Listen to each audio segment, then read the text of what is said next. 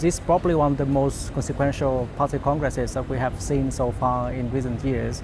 And I think it's very important to see first personnel selections at the top, who are going to be the head of the party, who are going to be the prime minister, who will set the policy directions for Vietnam for the next 5 years.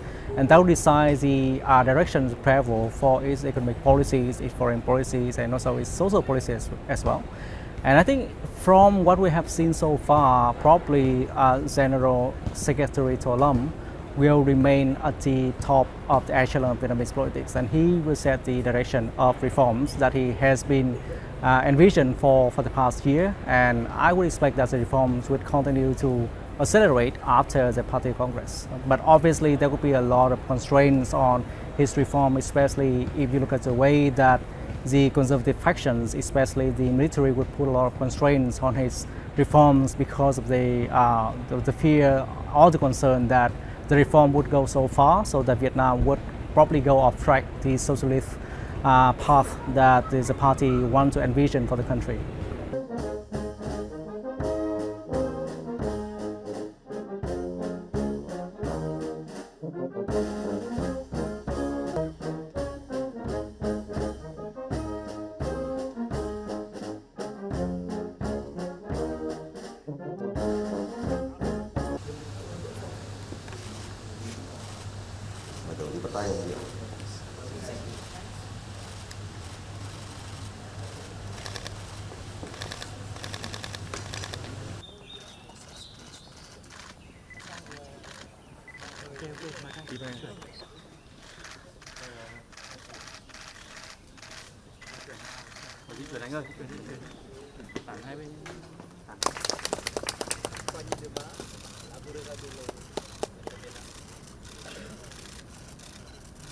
So when To Lam, ushered the streamlining revolution, it would be very logical for him to streamline the presidency, because in the past year he traveled more than 20 countries, while the president Luong Cuong only traveled to, let's say, 3 or 4 non-consequential countries. So I think he de facto is the head of the state already. So that gives him very strong rationale to argue with the Congress that actually, if you look at the way that I govern, we don't really need a president. We just need to merge those positions to streamline the confusion for the domestic audience and the foreign audience.